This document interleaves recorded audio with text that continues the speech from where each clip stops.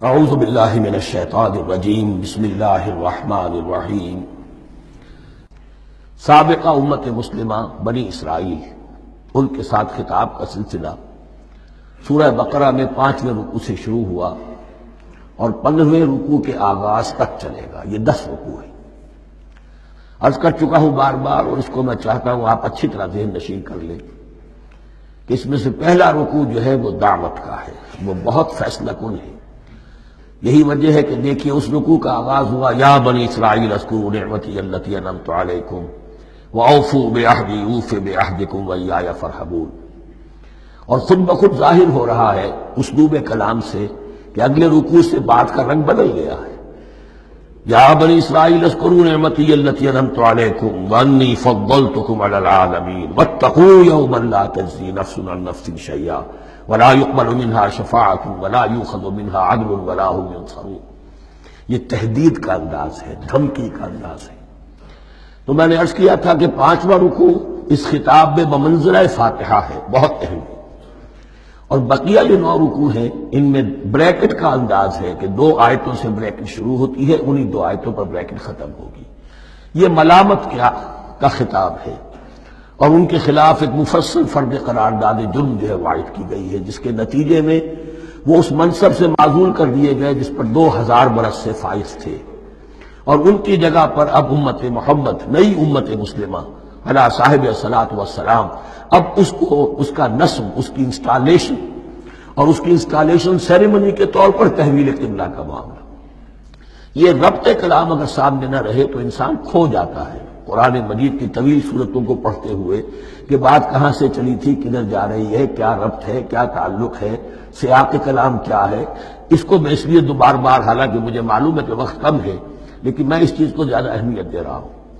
اب ان 9 رکوعوں کے مضامین میں کچھ تو واقعات ہیں، تم نے یہ کیا، تم نے یہ کیا، تم نے یہ کیا، ظاہر بات ہے ترجمہ تو کرنا ہوگا، کچھ مختصر وضاحت بھی کرنی ہوگی، لیکن ان کے تفصیل میں جانے کی ضرورت نہیں ہے۔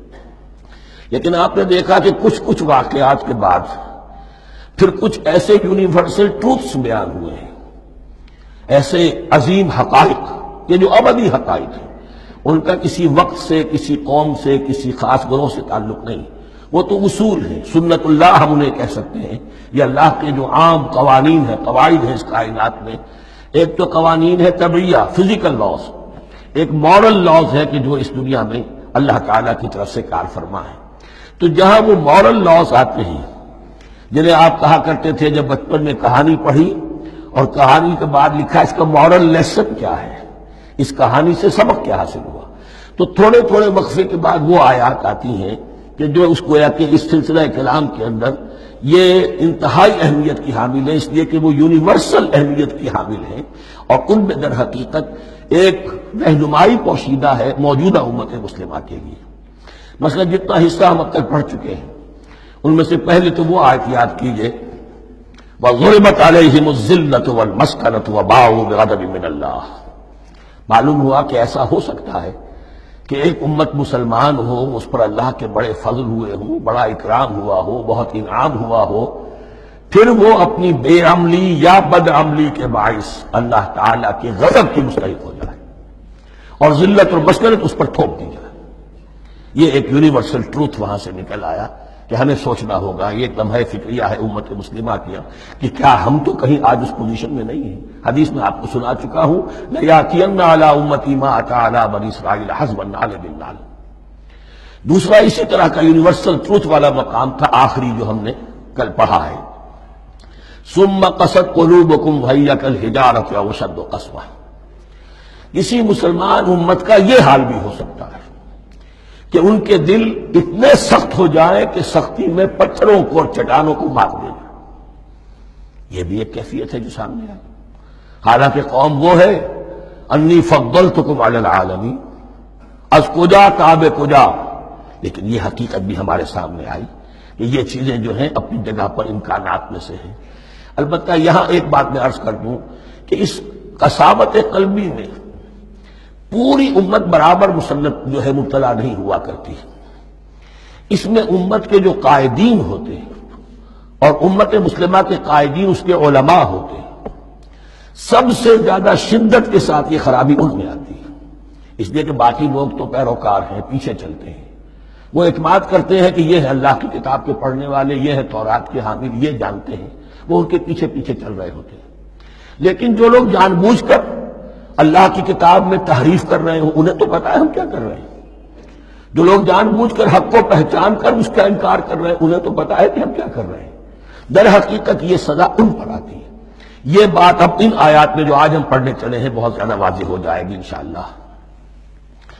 فرمایا افتطمعون ان یؤمنوا لکم، تو اے مسلمانوں کیا تم یہ توقع رکھتے ہو کہ یہ ایمان لے آئیں گے تم پر، تمہاری بات مان لیں گے؟ ظاہر بات ہے مسلمانوں کو توقع تھی کہ مشرکین مکہ تو بہت دور تھے دین سے، توحید سے دور، رسالت کا کوئی تصور ہی نہیں، کتاب تو ان کے پاس تھی ہی نہیں۔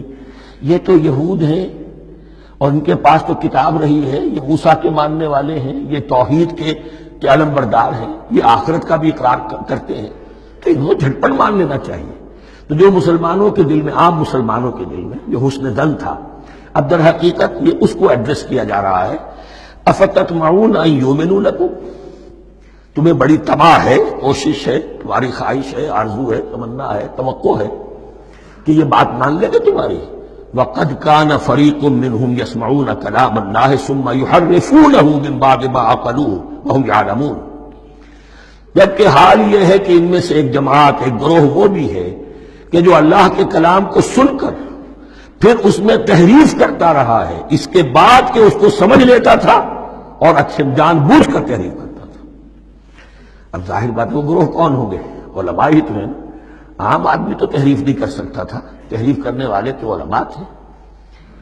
افتؤمنون ان یؤمنوا لکم وقد کان فریق منهم یسمعون کلام اللہ ثم یحرفونہ من بعد ما عقلوہ وهم یعلمون واذا لقوا الذین آمنوا قالوا آمنا۔ اب دیکھیے ایک بات بڑی عجیب سامنے آئے گی کہ جس طرح منافقین مسلمانوں میں تھے، ایسے ہی منافقین یہود میں بھی تھے۔ یہود میں سے کچھ لوگ ایسے تھے کہ جن پر حق جب منکشف ہو گیا، اور کچھ ان کی صالح فطرت بھی تھی، اب وہ آنا چاہتے تھے اسلام کی طرف، لیکن اپنے خاندان کو، گھر والوں کو، اپنے کاروبار کو، اپنے قبیلے کو چھوڑنا بھی ممکن نہیں تھا، اور قبیلوں کی سرداری جو ہے وہ ان کے علماء یہود کے پاس ہے۔ تو دل ان کے کچھ صاف ساتھ آ چکے تھے اہل ایمان کے، اور جب وہ اہل ایمان سے ملتے تھے تو کبھی کبھی باتیں بھی بتا دیں، ہاں یہ بات جو محمد کہہ رہے یہ تورات میں لکھی ہوئی تھی، واقعی یہ بات یوں ہی تھی۔ اب اس کے بعد جب وہ جاتے تھے اپنے شیاطین کے پاس، وہی شیاطین ان کے علماء، ان کے بڑے سرکردہ لوگ، تو وہ جا کر انہیں ڈانٹ ڈپٹ کرتے تھے، بے وقوفو یہ کیا کر رہے ہیں تم، یہ بات بتا رہے ہو انہیں تاکہ اللہ کے ہاں جا کر وہ تم پر حجت قائم کرے کہ انہیں پتا تھا اور پھر بھی انہوں نے نہیں مانا۔ اب یہ ان کا آپس کا مکالمہ ہو رہا ہے۔ وَإِذَا لَقُوا الَّذِينَ آمَنُوا قَالُوا آمَنَّا، اور ان میں سے کچھ لوگ ہیں کہ جب ملتے ہیں اہل ایمان سے تو وہ کہتے ہیں ہم ایمان لے آئے۔